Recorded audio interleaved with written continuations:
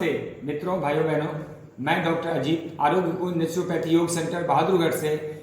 आज मैं आपको प्री इंफॉर्मेशन, शरीर को पूर्व सूचना देने के विषय में बताऊंगा। जैसे खाना खाते हैं शरीर को पहले बताएं, अपने मस्तिष्क को सूचना दें।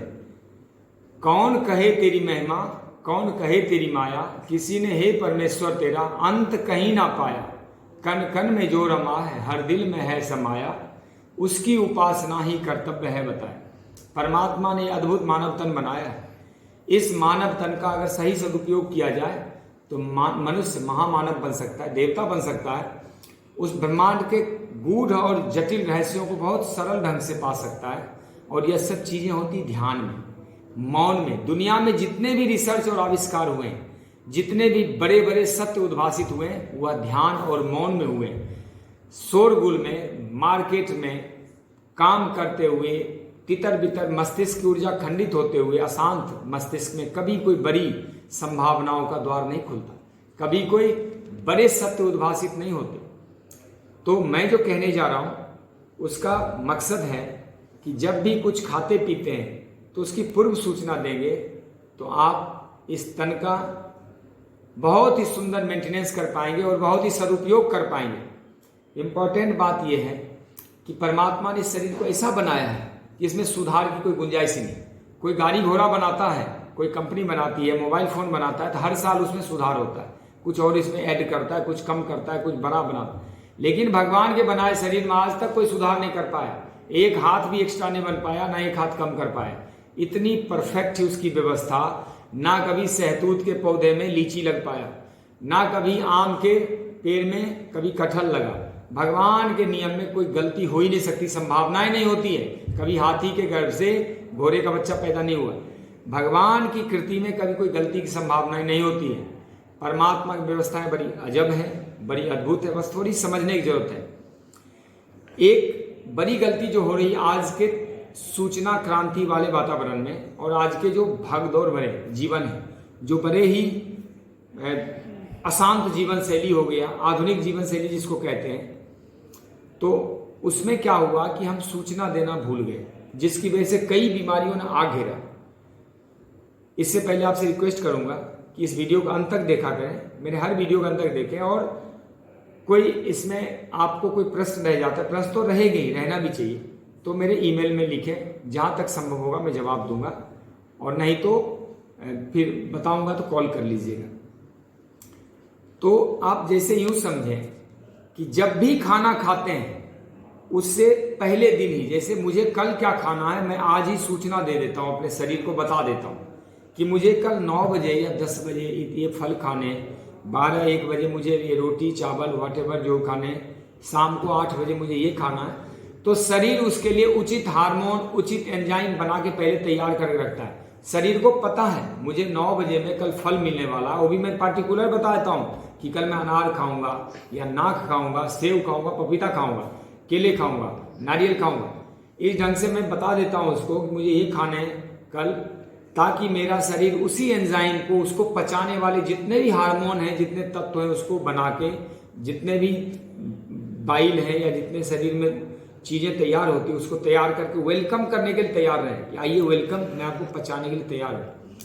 मनुष्य क्या गलतियां करता है उसको पता ही नहीं होता कहाँ पे क्या खाना है। घर से खा के निकला पराठे दही, बाहर फिर समोसे मिल गया, चाय मिल गया, पेप्सी मिल गया, शेक मिल गया, दिन भर चढ़ता रहता है बिना पूर्व सूचना दिए।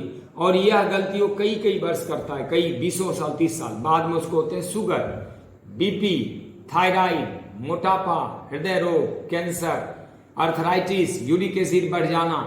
तो फिर 50 वर्ष के बाद वो सर के मरता है।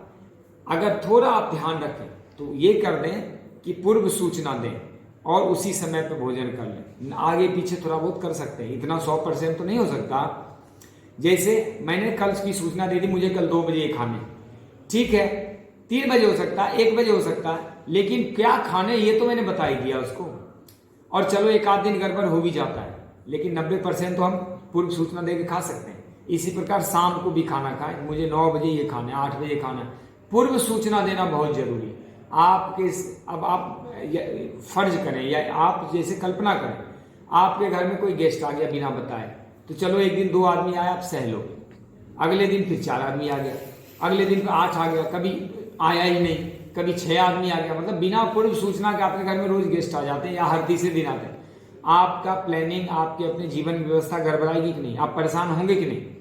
उनको रहने की व्यवस्था, फिर खाना पीना, कभी 12 बजे आते हैं, कभी रात को 2 बजे आते हैं, कभी शाम को 6 बजे आते हैं, कभी दिन में आ जाते हैं, कभी सुबह आते हैं। अगर ऐसी व्यवस्था आपके घर की होगी तो यकीन मानिए आप परेशान हो जाएंगे, आपके लिए जीवन बहुत कठिन हो जाएगा। आप कहेंगे कि आप समय बता के आए, आपका स्वागत है, लेकिन आप बताइए, पूर्व सूचना दे के आए। इसी प्रकार हमारे जो शरीर है, उसके अंग हैं, वह तैयार नहीं होते। अचानक समोसा डाल दिया, सारा हार्मोन जगह पर, सेनाएं जगी, वो चल चल पचाना करके फिर अस्त व्यस्त हो जाता है। थोड़ी देर बाद चाय डाल देते हैं। एक तो गलत भोजन और बिना इंफॉर्मेशन के, और लगातार ये गलतियां कई वर्ष तक करते हैं, बार बार करते हैं, तो इसलिए बड़े रोग होते हैं। रोगों का एक बड़ा कारण है कि बिना पूर्व सूचना के आप भोजन करते हैं। ध्यान रखें, जितना आपका ब्रेन में शक्ति होती है उतनी आंतों और लीवर में शक्ति होती है। लीवर को तो सेकेंड ब्रेन कहा जाता है, आंतों को तो थर्ड ब्रेन कहा जाता है, या सेकेंड ब्रेन का एक छोटा पार्ट कहा जाता है। लीवर, आंतें सब आपस में कनेक्टेड होती है। तो बिना पूर्व सूचना के यदि आप भोजन करेंगे तो बीमार होने की संभावना बहुत अधिक बढ़ जाती है। मेरे पास पेशेंट आते हैं, बार बार उनको कहता हूं कि आप सूचित करें अपने तन को, अपने मन को। बस आपने एक बार इमेजिन करना है, एक बार अपने आप को याद कराना है, मुझे इतने बजे खाना है। इसमें ऐसा है क्या?